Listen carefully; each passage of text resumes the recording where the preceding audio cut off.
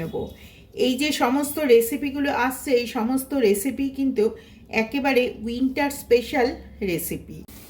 একটু জল দিলাম এবং একটি দুর্দান্ত স্বাদ লাগবে, সাথে যদি এরকম একটি কাঁচা লঙ্কা থাকে। নমস্কার, আমি পারমিতা, আপনারা দেখছেন পারমিতার পাকঘর। আজকে একটি অত্যন্ত চটজলদি রেসিপি আমি আপনাদের কাছে নিয়ে এসেছি। যে রেসিপি বানাবার জন্য আমি দিয়ে দিচ্ছি কিছুটা পরিমাণে জল, আর তার সাথে দিয়ে দেব কিছুটা লবণ। এই লবণের মধ্যে আমি দিয়ে দেব, এখানে দেখুন রয়েছে কিছুটা মেথি শাক।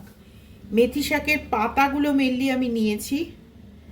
এটাকে খুব ভালো করে প্রথমে আমি সেদ্ধ করে নেব।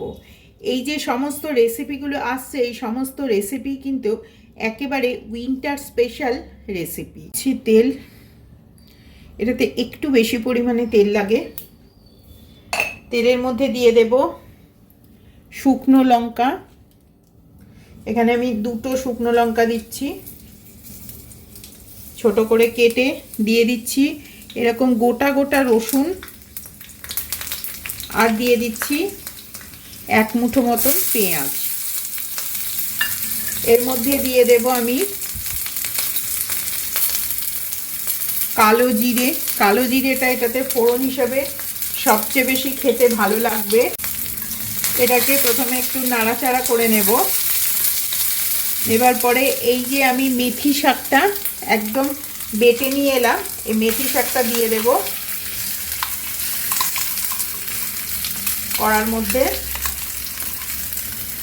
এর মধ্যে আমি পরিমাণ মতো দিয়ে দেব লঙ্কার গুঁড়ো হাফ চামচ, হাফ চামচ ধনের গুঁড়ো, হাফ চামচ জিরের গুঁড়ো, আর দিয়ে দেবো এর মধ্যে এটাকে আরও একটু শক্তপোক্ত বানাবার জন্য সেদ্ধ আলু, একদম ভেঙে ভেঙে হাতে করেই একদম ম্যাশ করে দিয়ে দিচ্ছি সেদ্ধ। এরপরে এর মধ্যে দিয়ে দেবো এই যে মশলা ধোয়া সবজি দেওয়া যে জলটা, শাকটা বেটে নিয়ে এলাম সেই মিক্সি ধোয়া জলটা, স্বাদ মতো লবণ।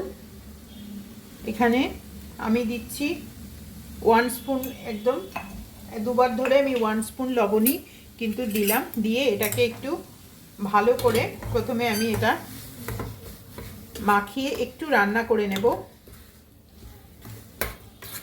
এর মধ্যে আর একটু কিন্তু জলের প্রয়োজন হবে, কারণ যেহেতু কাঁচা মশলাগুলো দিলাম গন্ধ হয়ে যাবে মশলার, সেই কারণে একটু জল দিলাম। দিয়ে এটাকে 2-1 মিনিট পর্যন্ত আমি এটা রান্না করে নেব। আজকে রেসিপি হচ্ছে মেথি শাকের ভর্তা, তবে সেটা কিন্তু একেবারেই নর্মাল ভর্তা না। এই ভর্তাটা আমি কিভাবে বানালাম আর কি কি ইনগ্রিডিয়েন্টস দিয়ে বানালাম সেটা অবশ্যই দেখতে আপনারা আমার পুরো ভিডিওটা দেখুন। এটা একেবারেই একটু নতুন ধরনের ভর্তা। এবারে এটা একদম তৈরি হয়ে গেছে আজকের রেসিপি, যে রেসিপির নাম হচ্ছে মেথি শাকের ভর্তা। এটা কিন্তু একেবারেই নতুনভাবে বানালাম, আপনারা দেখলেনই। এবারে এটাকে ফিনিশ করছি ওপর থেকে একটু সর্ষের তেল দিয়ে। এই সর্ষের তেল দিয়ে যখন আপনারা খাবেন, এটা কিন্তু গরম ভাতের সাথেই খেতে হবে এবং একটি দুর্দান্ত স্বাদ লাগবে, সাথে যদি এরকম একটি কাঁচা লঙ্কা থাকে। তাহলে কেমন লাগলো আজকে আমার এই নতুন রেসিপি অবশ্যই আপনারা কমেন্ট করে জানাবেন। আগামীতে আমি আবার ফিরবো আপনাদের কাছে নতুন একটি রেসিপির সাথে। একদম ধোঁয়া ওঠা ভাতের সাথে রইল আজকের এই একদম এক্সোটিক একটি রেসিপি, মেথি শাকের এই ভর্তা। এই ভর্তাটা খেলে কিন্তু আপনারা আর অন্য কোনো রকম মেথি শাকের রেসিপি খেতে চাইবেন না। তাহলে কেমন লাগলো আজকে আমার এই রেসিপি অবশ্যই আপনারা কমেন্ট করে জানাবেন।